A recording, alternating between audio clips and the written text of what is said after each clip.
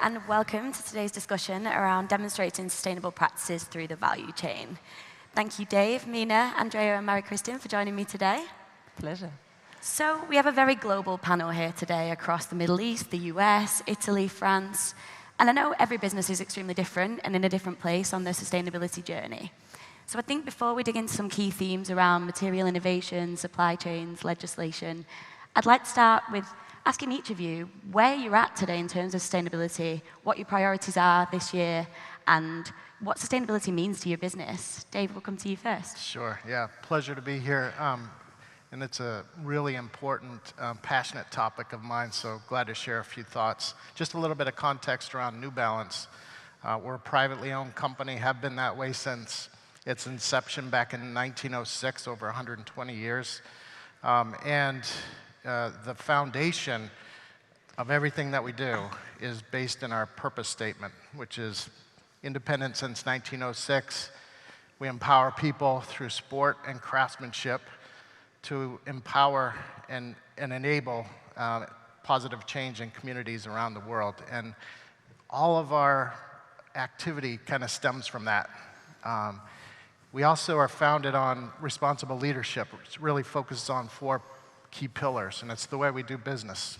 It's a focus on the planet, how we make the product, the people who make our product and move our product, and then the communities where we do business. And so everything we do focuses on those 4 key pillars as well.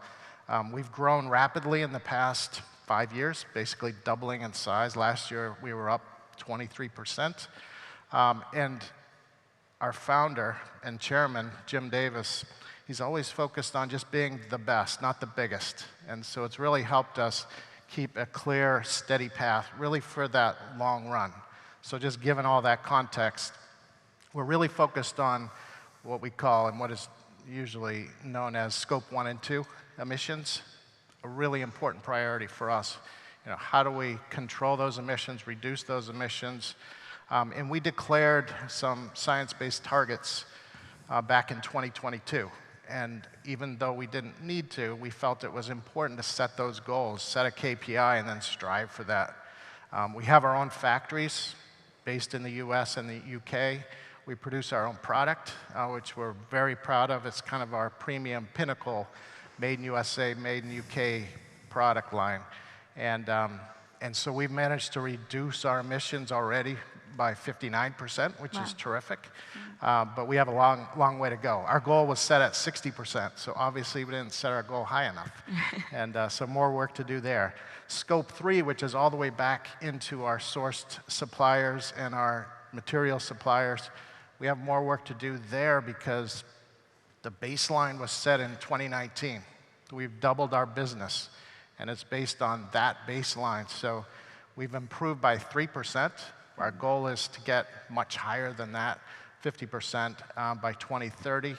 And so we've managed to offset some of the emissions, but we have plenty of work ahead of us. So really the emissions piece, #1 for us. Right. I think, you know, closely followed by a number of categories, including water management and materials, as you mentioned earlier.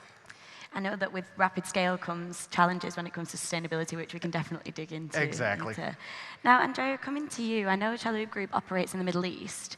What does sustainability look like to your business? Because I know in this market, it's perhaps in a different place. Yes, thank you for the question, Lucy. And thank you for inviting us today to talk about what we do at Chalhoub Group. Look, we're very lucky. We work in a company that started this journey many, many years ago. Our company is going to be 70 years next year. And the focus on people, planet, and partners has always been there. So in every conversation, we always have this 3P. So sustainability has been always in the core. It's also, I think, the fact that we are not a public company, the fact that we are thinking on what is next generation and what is the long-term plan.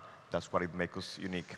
Interestingly, for us, when it comes to sustainability, we had a very interesting occasion in last COP28 here in Dubai, which was a beautiful opportunity to partner with different people about what is happening in the world in terms of sustainability.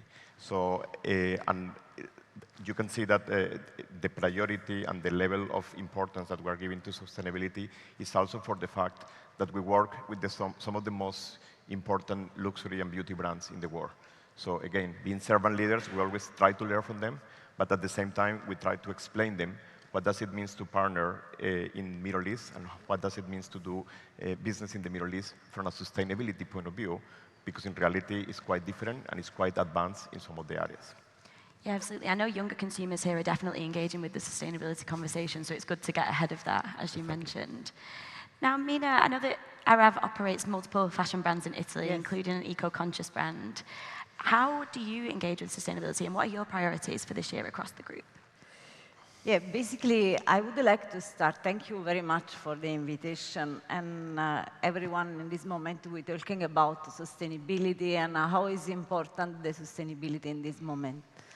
So, but in this moment, I think it's important to realize that sustainability is not a destination, but it's a long trip. So this is what we realize in our company. When we start to thinking, we need to consider where we are, what is the state of the fashion, what is the impact of the fashion industry, so what we can do in the real to help and to start the project. So for me, after many discussion, analysis, and talking with everyone, we decided to start with the important few things. First of all, is a team.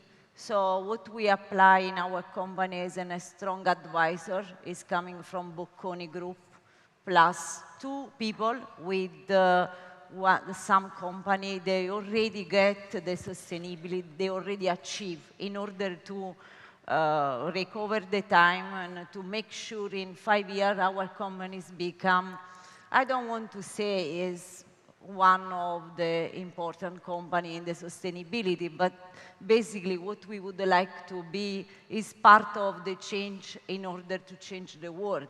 So this is what we start to do, and also we're working in a merchandising, no? Because as you know, the fashion, one of the problems is too big collection. So what we can do is with this team is also to reduce the collection, and we use the technology to create the proto sample in 3D in order to reduce the same issue. And also working on different kind of level, but the first thing for me and for my company is the education, because we're talking about eco-design, but basically we're talking about, you know, it's important. Everyone is starting to know and to teaching to understand how we're starting. So we're starting from the scratch to teach our company, to teach our design team, to bring people with a great experience in sustainability in order to recover the time. This is what we can do on that. Wonderful. It's interesting to hear that you're scaling back collections, because I know from my experience, it feels like fashion is just getting faster and faster with more product. So yeah, it's really interesting to hear that actually you're thinking about reducing what you're making. And Marie-Christine, coming to you now, Vestiaire Collective is a very different business. It's a circular business inherently as a luxury resale platform. What are your priorities when it comes to sustainability, and also what's the potential of having a circular business like yours? So let me maybe start by introducing Vestiaire Collective, just for the ones amongst us that might not know us. So Vestiaire Collective is the leading global marketplace for pre-loved, authenticated luxury fashion.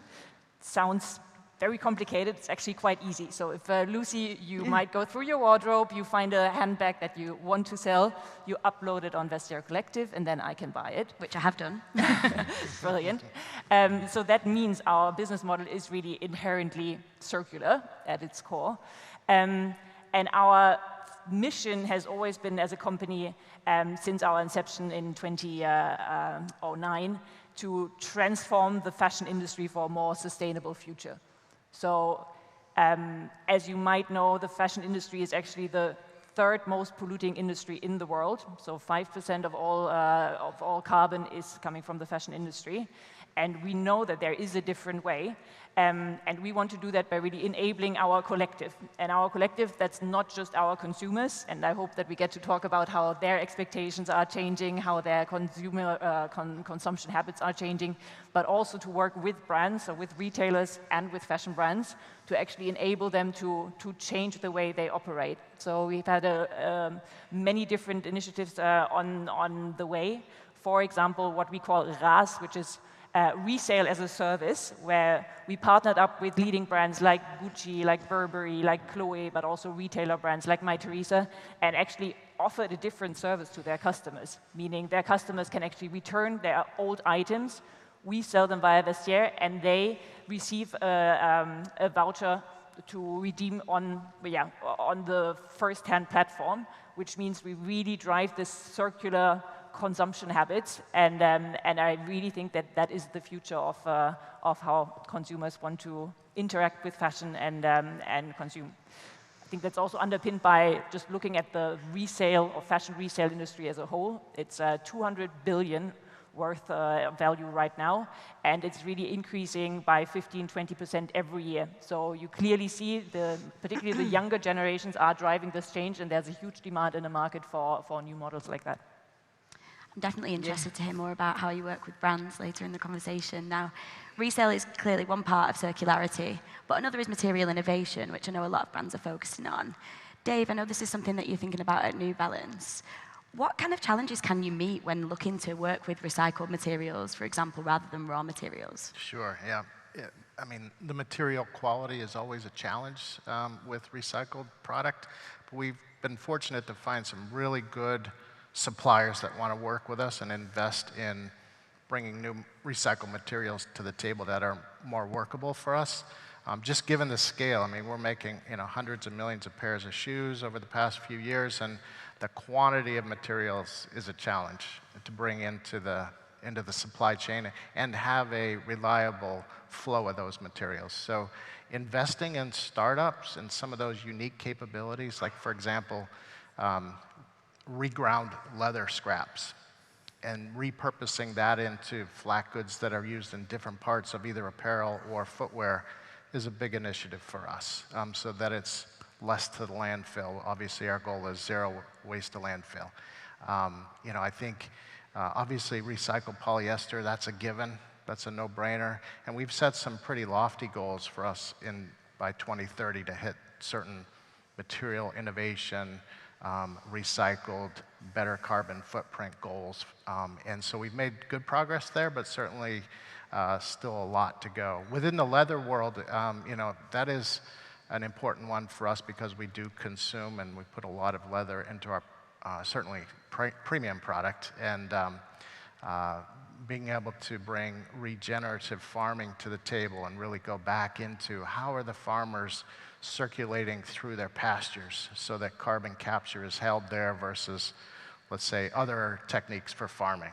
And so we've made great headway there. In fact, we launched a product this week, a 998, that's made out of regenerative leather that we're super excited about. It creates different challenges in handling the product and how do we make sure it's perfect. But we feel like it's important enough to make an impact on the environment that we're willing to invest in it. Absolutely, and I know that material innovation partners often, it takes money for them to be able to create materials that are high enough quality to compete with raw. This also means sometimes it can eat into profit margins. Is that something that you found? Yeah, for sure. I think for us it's a long-term investment, and that's how we see it. Certainly it can eat into the profit margin to some degree, but as long as we're bringing premium products, and that's our goal as a brand, as a premium brand, we believe, and we've seen in the data, that our consumers are willing to absorb that cost, or we absorb it. Either way works out. And again, through scale, we expect to see those costs decline so that we can come back to neutral. Wonderful, thank you. Now, MENA, I know that you're aiming for 30% responsible recycled materials across Arav Group. Can you dig into how you're achieving this? Yeah, basically, what we discussed before, I think it's the main point is we're working very close with our supplier, and we always try to select the quality of the production is organic cotton, a different kind of production in order to achieve our target. But also we're working on new material. Last year we did a project with one Italian company, Orange Fiber. This is one of the, not one of the best, but is one of the new startup. They try to create a new fiber with the orange. So the idea is to work in the meantime in 3 different levels. So to select some material more sustainable, so the organic and recycled product, in order to reduce the impact. Then we will try to invest and make a selection through the innovation of the new fiber. This is our approach and what we try to achieve our target. Wonderful. And now I wanted to move on to talking about balancing consumer needs with sustainable change. A few of you have touched on this already. Andrea, I know at Chalhoub Group, obviously, as we've said, you focused on the Middle Eastern consumer who has very specific needs when it comes to buying into fashion, buying into luxury. How do you balance what the consumer expects from you with making sustainable changes and reducing your environmental impact? Yes, it is true, Lucy, because look, we are in one of the most sophisticated regions in the world when it comes to services for consumers. And in Chalhoub Group, we operate in luxury and beauty. So we are always trying to deliver this ceremony of selling online and offline, which, with a lot of expectations from our customers. So there is a lot of work that we do in terms of how do we educate consumers, because it's important that we give information. The other thing is, obviously, what are we doing internally in things like electrification of our fleet, solar panels, and the materials that we use in our stores and also for our online deliveries. But let's be honest, that balance is always going to be very important for us in the industry. We have level shoes, which I don't know if you know level shoes, but it's one of the most beautiful store concepts that you can imagine, and it's very strong online and offline. And we have to deliver in 90 minutes. 90 minutes. 90 minutes, MENA, yes. So, but in this region, it's what I was saying at the beginning, in this region, the consumers are very spoiled. They're very used to very sophisticated services, not only online, also offline. So for us, it's combining this, what we call white glove services, with very fast and convenient deliveries, and doing it in a sustainable way. So that's, I think, where we are really focused, and in reality, it's a beautiful and interesting thing, because in the rest of the world, you probably will not find the same elements that we find in this region. Yeah, absolutely. I don't think we expect 90-minute delivery in London. That is quite impressive, but I imagine it requires a lot of work on the back end to do that while trying to minimize impact. Exactly. Now, Marie-CHIRSTIN, coming to you, you mentioned earlier around changing consumer behavior. First of all, how do you see consumer sentiment around sustainability, around circular consumption changing and evolving? I think there was always the preconception that consumers say they want to buy sustainably, but then when it comes to making the actual purchase decision, they will always choose the cheaper alternative. And I do think that is changing. To give you one example, last year we did a big campaign against fast fashion, because we believe that fast fashion is really a driver behind overconsumption, overproduction, and it's exactly the opposite way or direction that we should take. And this campaign not only drove, I think, 20 million views and reactions on Instagram, but it actually increased the number of new members for us, and people then also purchased. And it was purely sustainability driven. So I think it showed very clearly that the whole appeal of that topic is increasing, and that now actions are following the words, which is brilliant to see.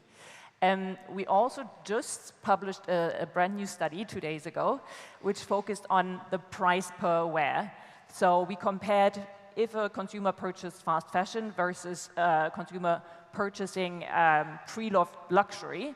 It is actually much, much cheaper, because people buy their pre-loved luxury much more often. So in the end, it's cheaper to buy a pre-loved luxury Gucci bag than a Zara bag. And I think the way that consumers engage with those items also speaks for itself. And I think our our duty is to educate our consumers more and more. We have 14 million members on our platform, but then through social media we can get a much greater reach to really get or shift that awareness from, okay, it's great to buy cheap, and if I can get it cheap and sustainable, it's brilliant, but really to saying, okay, by choosing quality, by choosing also circular options, you can really make a much more sustainable, but also, better choice for your wallet. So that's clear that patterns are shifting.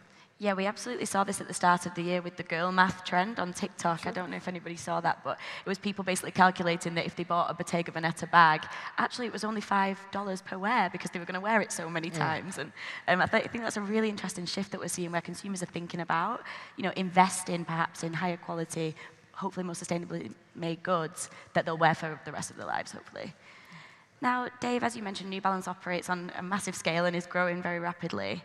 How do you balance consumer expectations around things like convenience, delivery, price, with being more sustainable in your manufacturing and supply chain? Yeah, it's a tough balance to strike, to be honest.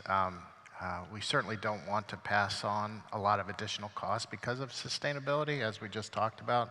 If it's side by side, they may choose the lower price. One strategy that we've found works really well, I'll give you one example, our newest short, the running short. So we're kind of a running brand, right? We're founded on running. And we said, let's reinvent the running short. Let's make the best possible running short in the industry. And so we started from scratch with consumer insights to find out exactly what matters to the consumer. And at the same time, we brought in very sustainable materials, and we really evaluated in parallel, how could we make this short not only better from a feature and functionality standpoint, but also inject sustainability at every possible point. And so we just launched it earlier this year. It's really doing well. A lightweight fabric that's nearly all recycled polyester on the outside.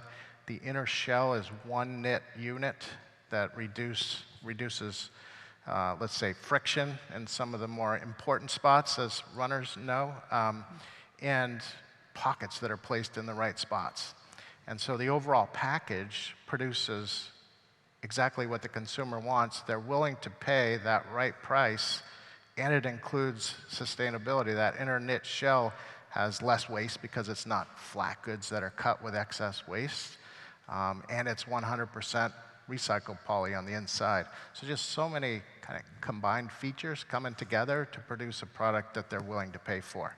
So they come to the product for these great features, but the bonus is that it's made more responsibly. Exactly. Absolutely. Right. Yeah, I think that the businesses doing that are the ones that are really progressing. Because like we say, if there's a product that's cheaper but has the same features, is as convenient, looks as good, they're going to go for that even if it's not sustainably made. So it's about innovating. Innovating, being different. Yeah, exactly. Absolutely. Now, MENA, coming to you, I know, as we've touched on, consumers don't necessarily always shop their values. We actually just published some research on Vogue Business about this as well. We did a survey, and even though people maybe have the best intentions, sometimes they won't make the most responsible choices. How do you educate your consumers around the work that you're doing and encourage them to shop more responsibly? It's basically... it's important to communicate about to the consumer and to encourage and promote how is important. First of all, we have two different levels of consumer, no? Because of course, if we're talking with generation to Zeta to Alpha, they are more approaching, they are more conscious, they already looking for some more sustainable brand than the other one. So it's more easy, the communication, because they already know they following this kind of a product. And this become an opportunity for the company to promote all sustainable product or in a different way, from some promotion to use some influencer or collaboration with the other brand or with the other partner to promote the strategy of the company. And so in order to promote the idea of how is important the sustainability for everyone. So it's one issue. And for this case, I want to mention one project we haven't planned to do in September, but this is the idea is to promote this project. What we want to do is to create one denim event in our, because as you know, we have John Richmond, is an English brand, but as we talking about to reuse the same brand, the same denim, so the people coming in the shop with the denim, and then we will personalize the denim with them. But in order to two different objectives. One is to promote to the reuse product and create some community. The base of everything in terms of sustainability is working how we create a community and how we educate our customer, and we create we give the chance to everyone to encourage to buy and following the sustainability, because sometimes the sustainability is not cheap, So the idea is how we promote this. So our idea is to encourage our consumer with the lead activation, and in order to promote this promotion, education. And this is what we can try to do to involve the people, the consumer, to attract more to the drive to the sustainability. It's interesting to create sort of events and activations to really boost that engagement, like the denim exchange. I imagine that it's quite fun and that, brings a consumer to a brand because they are creating community with it. Yeah. But then also there's the added thing that they're recycling their denim as well. And Andreu, I wanted to come back to you because I know you mentioned that you're working on these innovations in the back end in order to meet these consumer expectations with the 90-minute delivery. Can you talk through an example, perhaps, of how you're innovating in your supply chain in order to improve things while still meeting them where they are? Yes, of course.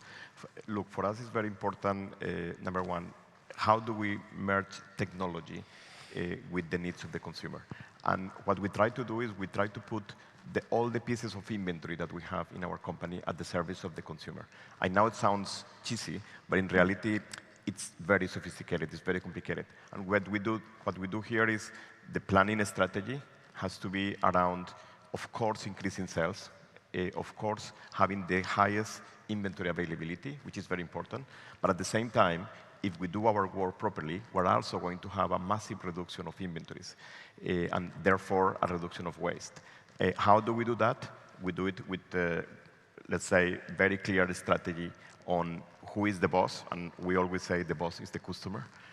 We put everything that we have in terms of inventories in the company at the service of the customer, and that means things like using the closest piece of inventory that we have to that consumer. Of course, we do that with technology, and this is where OMS plays a very important role. But we're also studying and starting to use artificial intelligence in terms of understanding the consumer demands. I think if you heard the presentation before about DFS, is trying to understand where the consumer is going to be, what is the consumer going to want to buy. So we only put there, so number one, we have these pieces of inventory there, because yes, if you have it, you will sell it. And number two, only have what you need. Don't have stores that are full of inventory or that is not needed, because if you do that, then you're not going to have that inventory available for somebody else who may need it. So it sounds simple, but in reality, this is a very different approach of how we're managing inventories and how we're trying to reduce waste for the consumer, while at the same time we're merging what we say before. We need to have these very speedy deliveries and these white glove services to all consumers. This can never be compromised. Absolutely, and I know that it sounds perhaps simple predicting what consumers are going to want, but with the way the trend cycle moves today, it's almost impossible to know. A film can come out and then it launches an entire trend like Barbiecore. It's impossible to know where things are going to go. So yeah, using AI is one way to try and innovate and improve that. Now, I know that communication around sustainability can be a challenge, particularly when trying to avoid greenwashing. MARIE-CHIRSTIN, coming to you first, how does Vestiaire Collective communicate its circular business model, communicate around the business, and around sustainability more generally without greenwashing? That's a very good question. I mean, I do think what helps us is that at our core we are a sustainable, circular business, and buying secondhand is 90% less harmful for the environment than buying firsthand. So I think that gives us legitimacy. Yet we have signed back targets. So whatever we set ourselves as targets is really certified. And that is important for us. And whenever we conduct studies like the latest cost per wear study, for example, we work with institutions, trusted institutions, to really have the stamp of approval that what we are communicating is correct. When we initiated this big fast fashion ban, starting in 2022, but then really taking up speed in 2023, we actually had a panel of experts and for the first time defined what is a fast fashion brand, what are the different factors or boxes that they need to tick in order to be classified a fast fashion brand, and to then take action. So on the back of that, we then banned brands from our platform, and it was very interesting because we saw that consumers would still come back but would just change their behavior. So by communicating very clearly, okay, this is why we're doing it, these are the math behind it in terms of impact, consumers really switched their behavior. So I think this, bringing that legitimacy and confidence that we know what we're talking about is extremely important. And then also teaming up with our ecosystem, because we're not alone. So as I said, we're working with different other retailer brands and first-hand and producers, but also we have a lot of partnerships, for example, with Paris Good Fashion, which are lobbying very much for changing the law and putting legislation into place, which also gives the responsibility to act responsibly to the fashion brands, like fast fashion brands, and putting, for example, a penalty in place if you're violating certain rules, which actually now has been discussed in the French National Assembly. So I think that was a very big win for us. Absolutely. So I think we will see massive change in that regard in the legislation, not only in Europe, but also in the other geographies we're acting in. So I think by really creating this ecosystem of like-minded players, you have a very legitimate case to drive the change, not only for consumers and partners, but also for governments around the world. That's so interesting that consumers did actually change their behavior and start shopping more responsibly, because I think often so much responsibility is placed on the consumer, when actually brands can change their behavior by making small changes and communicating them properly. Now, Dave, coming back to you, how does New Balance approach communicating sustainability and avoiding greenwashing? Yeah, it's a great question. And we kind of operate under this umbrella of humility. You know, we're not out there to toot our own horn and overclaim too many things. So we stick to the reporting. Every 2 years, we put out a sustainability and impact report, and we stick to those numbers. And then we just let it happen. You know, we just do it. And then the consumer sees it.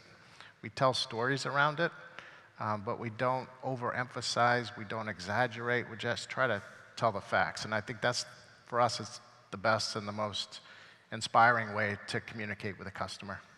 Yeah, absolutely. I think honesty is so key, isn't it? Because Critical. as we've said on this panel, sustainability is a journey for every business, not a destination. So it's even admitting sometimes when things don't go well, that's so important, and consumers appreciate that, I think. Exactly as well. right. Yeah. Definitely. And MENA, coming to you, how do you avoid greenwashing in your communication, particularly having an eco-conscious brand? How do you make sure that you're honest about what that means with your consumer? But you mean about the greenwashing? Yeah. So we're talking about before about how we make sure don't make a wrong communication, because it's an opposite. If you make a wrong communication to the customer, at the end you lost the reputation. So first of all, it's very, I don't want to say it's simple, because it's not, nothing is simple, but we need to be very clear, and we need to say the truth. You never say something where never is not done, so you have to communicate some project when you already done this project. You don't give the false information to the customer. So this is, for us, is very important in order create the stable communication. So it should be, it's very important to be positive, clear, simple, and you have to say something, the people, the customer, they trust you, they trust the company and believe in the brand. So this is the key point and at the base of everything. So in this moment also we're talking about new regulation, about how do you control the communication, but I think the company should be thinking about to proceed in the proper way internally. So even you have many rules, but it's important to be very clear, honest, and simple. These three things, I think when you answer for these three things, probably you don't get anything wrong. So this is the idea. Thank you. And for the final section of our conversation today, I wanted to talk about legislation. We've met, Marie-CHIRSTIN, you mentioned earlier that legislation, I know France has been really leading the way in terms of legislation around waste management, for example. Dave, coming to you first, how are you getting ahead of legislation at New Balance? I know you're a global business, you operate in some of the markets in the EU where legislation is now in place. Sure. Yeah, I think obviously being proactive and just doing the right thing so that we don't have to catch up on some of those requirements that are out there and being legislated. I think also just being part of the community as those legislations are written and created, that we have a voice in there. And we have found different forums like AAFA in the US, World Federation of Sporting Goods Association has been really helpful to bring our industry together and have one voice so that we can influence with facts. Sometimes that legislation is at least drafted up initially without all the information from the industry. And so to be able to have both the government view and the actual industry view coming together, we get better legislation that is more, let's say, achievable. We all want to do the right thing. In most cases, certainly New Balance is in it for doing it for the right reasons.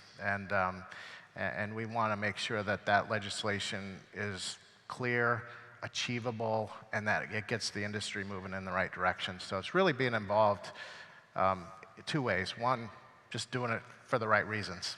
And number two, being involved as that legislation is written.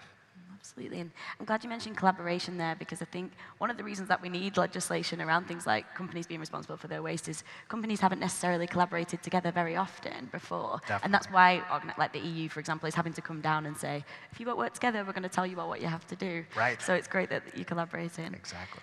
And Andrea, coming to you, I know obviously we've mentioned the Middle Eastern picture looks a little bit different.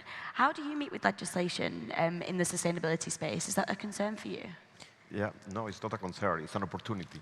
Right. Let's say, look, in Chalhoub Group, we operate with some of the most important brands in the world, particularly in luxury and beauty.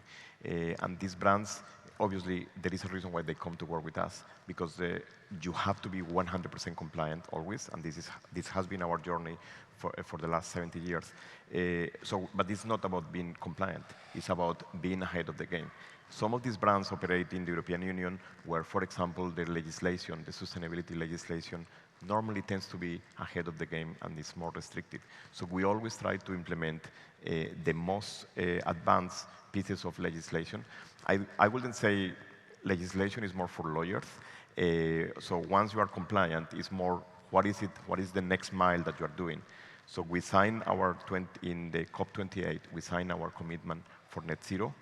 And also, we're doing a lot of work in terms of communicating things like circularity in our website, and how do we ensure that our customers are learning more. And the final point, which I think is very unique and very interesting in the region, is the role of the governments in Middle East in terms of sustainability. And I have to say, it's very different from what happens in other parts of the world. The big driver, one of the interesting things is that you have family-owned companies like Chalhoub, where, for example, we publish our report, our sustainability report every year, but in reality, we don't need to do it. But at the same time, you have the governments who are doing a lot more of what you will expect from strong governments. So for us, that partnership with the local authorities and with the governments in terms of taking sustainability to the next step is something that we're really, really interested. Thank you. And Marie-CHIRSTIN, coming to you for a final word. In terms of legislation, what are you lobbying for right now? What do you think the priority should be? I think we will follow the path that we've set many years ago. I do think the first signs are very encouraging to not only pass the responsibility to the consumer, but also to the producing companies. And we will continue to educate both other companies, but also the consumer. And I think we will continue to do it with joy, because I don't think that actually threatening people or making them feel bad about their choices is the right way to do it, but actually to keep things very simple, like we did with our last campaign, to say, actually every day we produce fashion waste in the height of the Eiffel Tower. It's very clear and actually quite shocking, and then to give very clear advice, okay, how can you change your behavior, and to actually make it a joyful, positive experience. And I think if you follow that maxim, you're actually going to succeed. Lovely. A great word to end on. Well, thank you so much to all of you for joining me today. It's been a fascinating discussion. Thanks for having us. Thank you very much. Appreciate it. Thank you.